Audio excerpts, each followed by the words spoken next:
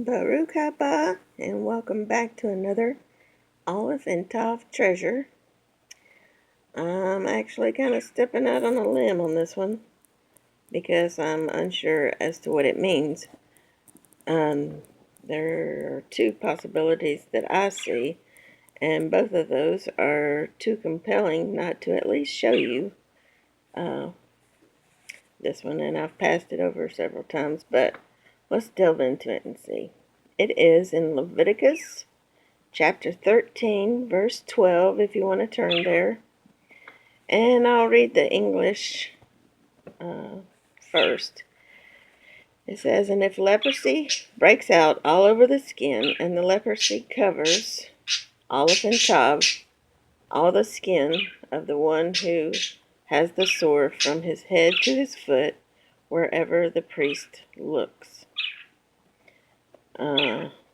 Let's keep going. "Then the priest shall consider, and indeed, if the leprosy has covered all his body, he shall pronounce him clean who has the sore. It is all turned white." So, in this little section, it's talking about a person who is covered all over the skin with a sore, but he is clean. Okay, and here's our standalone Alef Tav. This is, and it covers the leprosy, Alef Tav, all the skin, kol, or, and this word is pretty interesting, ha, nega.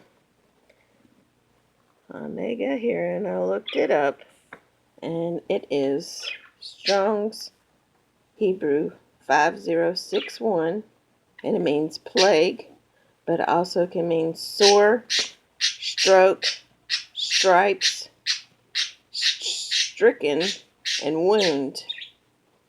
It could mean a blow, figuratively, infliction. You should look this word up, because didn't Yeshua have stripes, strokes, and was stricken with wounds all over his skin? Okay, that was one compelling idea. We're going to go to Matthew 8:3 and Luke 17:11 for where Yeshua healed leprosy. So let's go to Matthew 8:3. Matthew 8:3, which says, "Then Yeshua put out his hand and touched him, saying, I am willing, be cleansed. Immediately his leprosy was cleansed.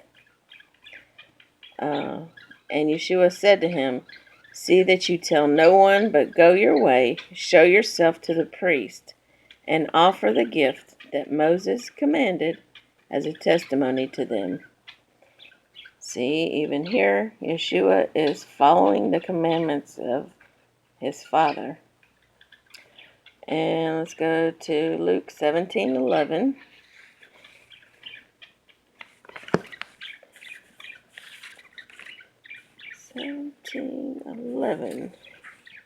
"Now it happened as Yeshua, went to Jerusalem, that he passed through the midst of Samaria and Galilee."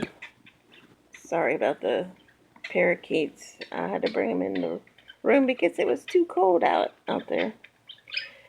"Then, as he entered a certain village, there met him 10 men who were lepers, who stood afar off.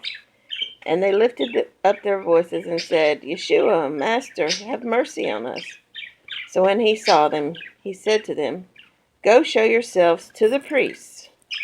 And so it was that as they went, they were cleansed.